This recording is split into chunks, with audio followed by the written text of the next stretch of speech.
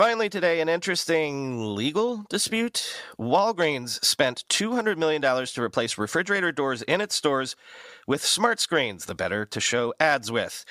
And, well, as I said, it's turned into such a fiasco that the courts are involved. Quoting Bloomberg, the refrigerated section at the flagship Walgreens on Chicago's Magnificent Mile was glowing with frozen food and bottled drinks, but not for long. Where the fridge cases were previously lined with simple glass doors, there were door-sized computer screens instead. These smart doors obscured shoppers' view of the fridge's actual contents, replacing them with virtual rows of the Gatorades, Bagel Bites, and other goods it promised were inside. The digital displays had a distinct advantage over regular glass, at least for the retailer: ads. When proximity sensors detected passersby, the fridge doors started playing short videos hawking Doritos or urging customers to check out with Apple Pay. If this sounds disruptive, in the ordinary sense of the word, not Silicon Valley's, that might have seemed a generous description in December 2023 when all the screens went blank. At first, the outage didn't arouse suspicion. These internet-connected fridge panels developed by a Chicago startup called Cooler Screens frequently flickered, crashed, or showed the wrong products. Every so often, they caught fire. But store managers were stuck with them. As part of a 10-year contract with Walgreens for a split of the ad revenue, Cooler Screens had installed 10,000 smart doors at hundreds of U.S. locations like this one.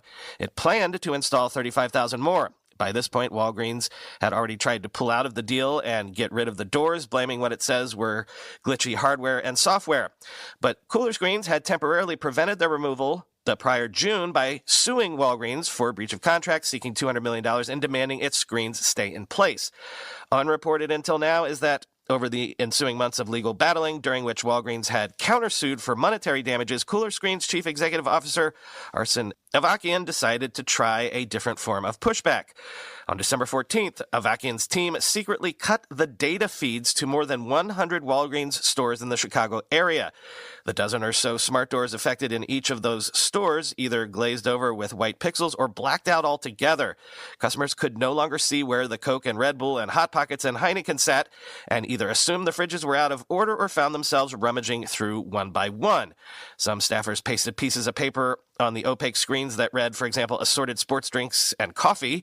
Others filed service requests online with Cooler Screens, which had been marking all incoming complaints as resolved without fixing anything. By the time Walgreens caught on and persuaded a judge to issue a temporary restraining order against Cooler Screens, forcing it to restore the data feeds, the doors had been offline for a week. Before, it had been annoying for some screens to occasionally black out. It was much more painful for hundreds of them to crash simultaneously. Walgreens lawyers suggested this might have dented the company's quarterly grocery sales. This December attack, as they called it, mostly targeted Illinois, the home state of Walgreens Boots Alliance, the pharmacy chain's parent company. This was a brazen pressure tactic intended to harm Walgreens' business and customer reputation during the busy holiday shopping season and force Walgreens to capitulate to Cooler Screens' demands, counsel for the retailer wrote in a court filing, end quote. In a way, you can lay the blame for all of this at Amazon's feet.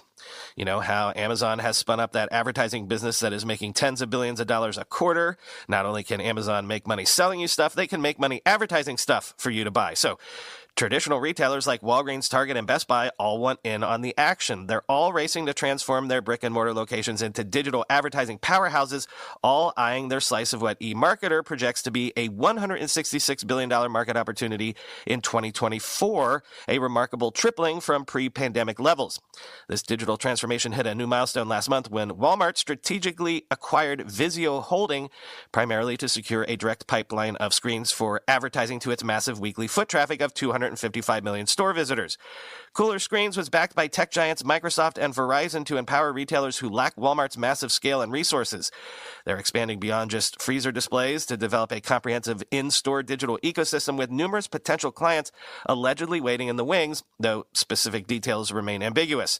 In the words of Cooler Screens' chief executive officer Arsen Avakian, as soon as we flip that page, which we will very shortly with Walgreens, they're all going to say, let's look at the core. Is this real S or is this bull S? However, consumers seem to be split on this whole technology. Despite Cooler Screens resuming its Walgreens partnership following the judge's ruling, technical issues persisted. In early 2024, when digital displays malfunctioned at a Walgreens in Joliet, Illinois, staff resorted to taping physical photos of shelf contents onto the blank screens, and a customer's viral Reddit comment captured the irony perfectly. If only there was some other technology that would let us see what's in there, end quote.